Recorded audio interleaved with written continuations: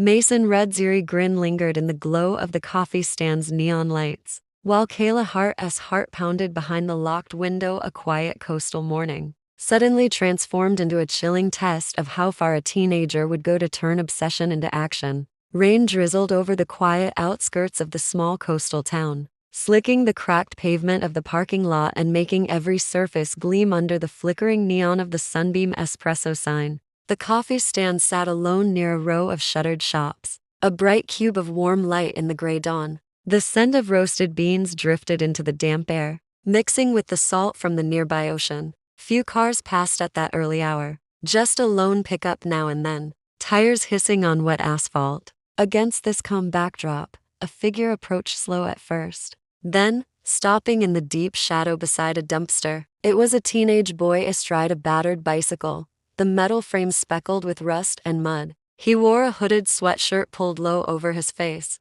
and despite the drizzle, he stayed perfectly still, one sneaker tapping lightly against the pedal. For several long minutes, he didn't move. Instead, he watched. The wide service window of the coffee stand gave him a perfect view of the lone barista inside. She moved efficiently, stacking cups and wiping counters, her bright uniform standing out against the muted colors of the morning. Her long hair was tied back, and every so often she turned toward the register, the glow of the overhead lights highlighting her profile. The boy shifted his weight, keeping to the darkness as a delivery truck rumbled past and disappeared down the road. A security camera mounted above the entrance caught him glancing up once, eyes reflecting a quick flash of light before he lowered his head again. He circled the building on his bike, wheels crunching softly over loose gravel. Once, twice, 3 full rotations, each slower than the last, as if he were measuring distances and timing her routine. When he finally stopped, he parked the bicycle behind the dumpster, out of sight from the street, and tugged his hood tighter. The drizzle turned to a steady mist, but he didn't flinch. Under the baggy sweatshirt, a small coil of rope pressed against his ribs, and a folding knife rested in his pocket. He exhaled slowly, almost like a runner preparing for a race. Through the glass, the barista reached for a bag of beans, completely unaware that eyes followed her every movement. The boy's lips curved into a faint, unsettling grin as he inched closer to the window ledge, the dull hum of the neon sign masking the quiet sound of his sneakers on wet concrete. What began as an ordinary morning for the coffee stand was tilting quietly and deliberately towards something far more dangerous. Kayla Hart loved the stillness of early shifts, the kind of morning where the world felt paused before the rush of commuters. At 22, she balanced college classes with long hours at Sunbeam Espresso, saving every paycheck for her final semester's tuition. The coffee stand's bright lights and warm aroma always gave her comfort, even on damp, gray days like this one. She hummed softly as she prepped cups and stocked the syrup shelf, barely noticing the faint mist curling around the drive-thru window. To her, the quiet meant a calm start and maybe time to catch up on inventory before customers appeared.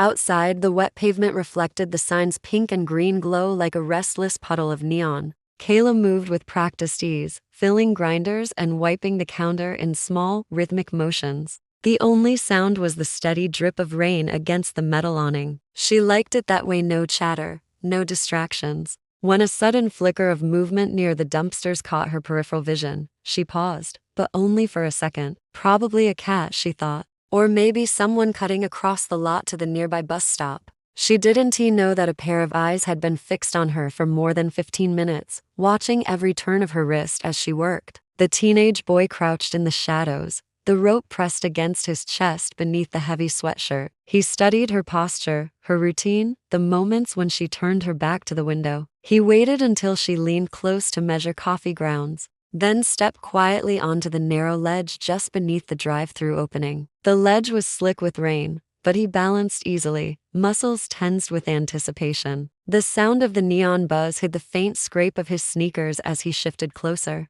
Kayla reached for a bag of beans, still half focused on her own thoughts about weekend plans, when something brushed the edge of her awareness, a shadow where there shouldn't be one. She turned instinctively just as a hand shot forward through the open window. A flash of pale fingers, the cold smell of wet fabric, and a sudden surge of fear made her heart jolt. Reflex took over. She jerked backward, The motion so quick, a freshly poured cup toppled from the counter and exploded on the floor, sending hot coffee and shards of paper cup across the tiles. In the stunned silence that followed, she slammed the window shut, the lock clicking just as the figure outside froze in the rain. Kayla's hand trembled as it hovered over the hidden panic button beneath the counter, her breath sharp and uneven. The sound of the fallen cup still echoed in the small stand, mingling with the hiss of steaming milk and the soft hum of the neon sign outside. She pressed the alarm, a silent signal that would alert local police without a single audible click. Beyond the rain-streaked glass, the boy remained perfectly still, his hood dripping and his face partially shadowed. He did not run. Instead, he tilted his head slightly, eyes locked on hers, and a slow, unsettling grin spread across his face. The smirk held no warmth, only a strange mix of challenge and amusement, as if he wanted her to know he wasn't afraid. Kayla stepped back, trying to steady her breathing while keeping him in sight. Her mind raced through every safety training she had ever learned. Keep the barrier closed. Don't engage. Wait for help. Outside, the boy lifted one hand and tapped the glass with the tip of a finger, a sound barely audible over the rain but sharp enough to pierce the tense silence. The single tap felt like a message, a taunt. He leaned forward slightly, peering through the reflection of the glowing sign. And for a fleeting second, the security camera above caught a clear shot of his face, pale skin, dark eyes, and that chilling half-smile. Instead of retreating, he stepped off the ledge with a casual grace, landing softly on the wet concrete. The rope hidden under his sweatshirt shifted with the movement, but he didn't reach for it. He simply adjusted his hood and stared back at the window as if memorizing the scene. Then, without a word or a glance at the bike leaning near the dumpster, he turned and walked a few paces into the rain before swinging onto the seat. The bicycle tires hissed against the wet asphalt as he pedaled slowly out of the lot, his head never turning. Within minutes, red and blue lights flashed against the puddles, sirens muted as patrol cars arrived in response to the silent alarm. Officers swept the area with flashlights, their beams slicing through the misty dawn. They found only scattered coffee grounds, a trail of muddy footprints, and a faint bicycle track that curved toward the tree line at the edge of the property.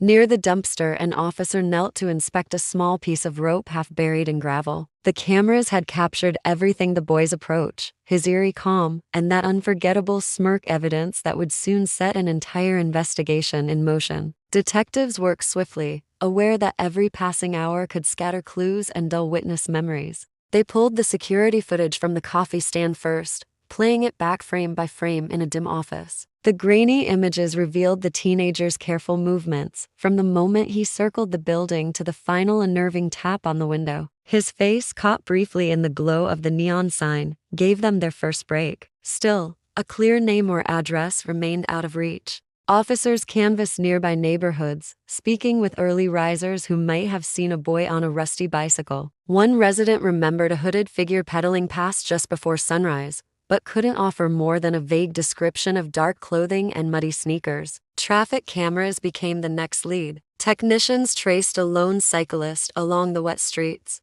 connecting a patchwork of blurry images that formed a trail from the coffee stand toward a cluster of residential streets. In each clip, the rider maintained the same deliberate pace, head lowered but never hurried. Detectives noted the confidence, the lack of panic, as if he believed he could vanish in plain sight. They followed the route until a final camera caught him turning into a narrow lane lined with modest homes.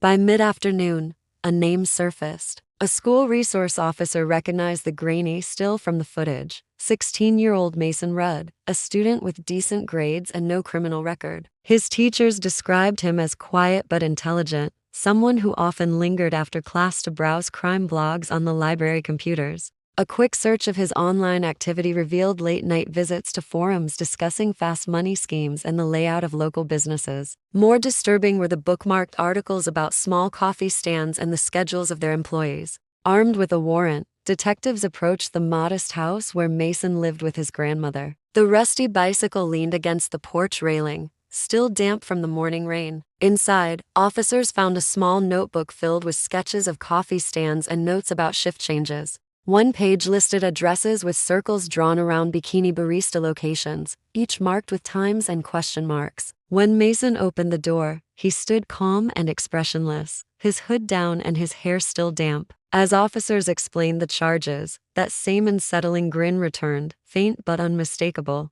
He offered no struggle, no questions, only the quiet composure of someone who seemed to have expected their arrival all along. The court proceedings drew a crowd of reporters and curious residents, each eager to understand how an ordinary teenager could plan something so chilling. Mason Rudd entered the juvenile courtroom wearing a plain gray jumpsuit, wrists loosely shackled, his expression unreadable. Photographers captured the faint curl of his mouth as he glanced at the cameras, a hint of that same smirk seen on the security footage. Prosecutors presented a detailed timeline of his actions, the online searches for late-night coffee stands, the careful mapping of routes, and the rope found near the scene. They described how he watched the barista for weeks, testing her routine until he felt ready. The evidence painted a portrait of methodical planning rather than a sudden impulse. Psychologists called to testify struggled to explain his motive. Some suggested a desire for control, a fascination with fear itself. Others pointed to a growing obsession with internet crime stories, where young offenders gain notoriety overnight. Mason listened to every word with the detached calm of someone hearing a story about a stranger. When asked directly why he tried to pull a woman through a window,